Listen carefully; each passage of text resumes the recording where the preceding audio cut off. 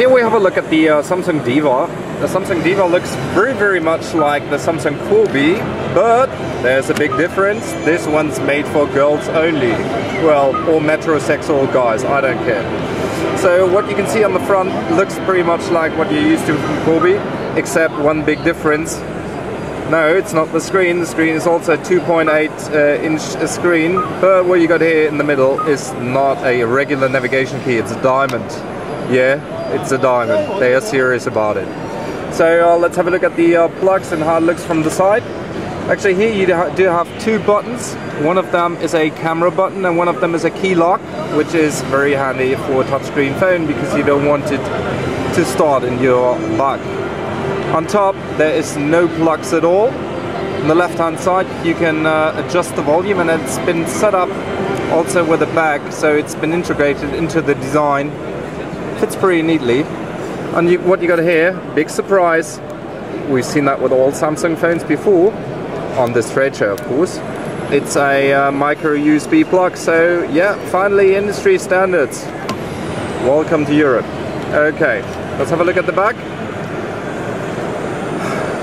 Looks pearlish, and we do have a camera here, which is a 3.2 megapixel camera, is that true?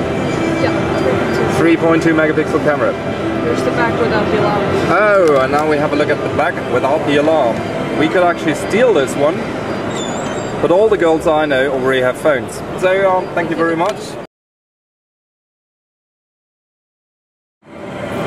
So main menu of the Samsung Diva.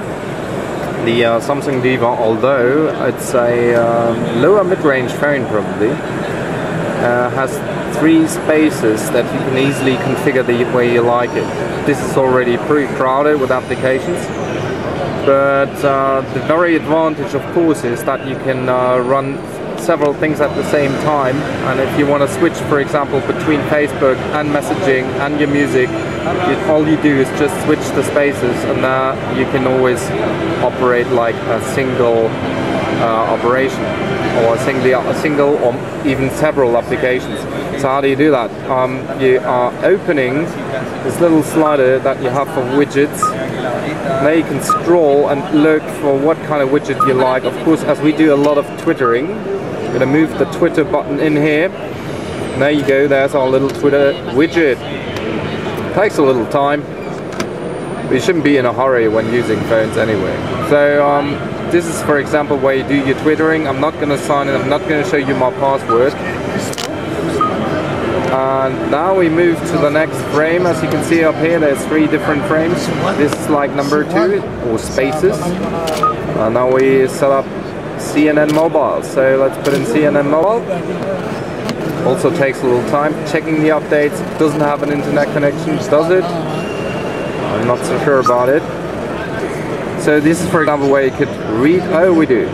This is, for example, where you could read your news. This is, for example, where you do your twittering, and the last one is where you're listening to your music. So very nice setup. But as you know, it of course depends on the price, the market acceptance, and several other reasons if this phone is going to be a huge success or not. It certainly is a female phone, I have to say that from a male perspective, but I don't want to judge anyone, not even men, buying a phone like this.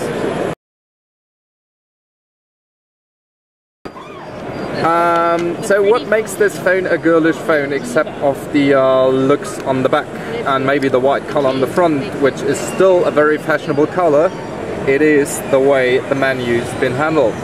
So let's unlock the screen, which happens as you've seen before with that button.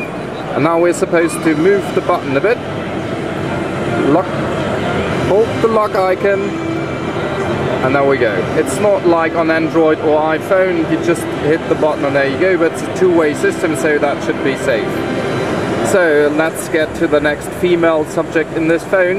It's fonts. It's not only backgrounds. I mean, you can adjust any background the way you like it, but it's fonts. So what you can see here, this phone, let's zoom a bit closer, this phone has very, as engineers would probably say, female fonts. Probably girls like it. It's good readable, but this is not only on the front screen.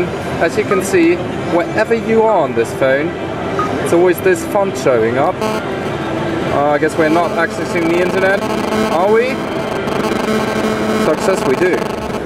Big surprise. I'm so surprised that we access the internet right now that I'm completely confused. But here you can see it's also got a pretty quick rotation, so it's got a gravity sensor that moves the display the way you hold the phone, with a slight delay, as you can see. Now that I'm holding it in horizontal mode, it shows the upright position. Maybe you're going to show that to your friends, but it of course is still a marketing sample, so we shouldn't judge the phone on that. To move back in the menu, you don't press this button. No, what you do is you hit the diamond. As you can see, we're moving up in the menu, and now we are. What's always very interesting about a phone that comes with a touchscreen, of course, is the way you type messages, because that usually creates the biggest problems. If you've got a small screen, this is a 2.8-inch screen, and you're using an on-screen keypad, that might be a bit of a problem. So let's have a look how this works. We don't have a slide-out keypad, and here we go again. We got a regular keypad that you might be used to from your phone. Comes with the very same style in fonts, and here you got some choice between different words that show up well when hitting the button. So it comes with a combination of a T9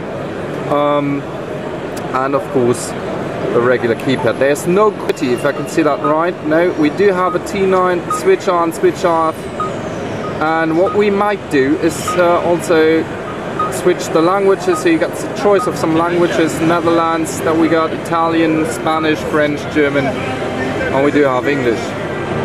Let's go for, we have chosen German now, so now it uses the German dictionary. I switch it on, so this might show up some German words.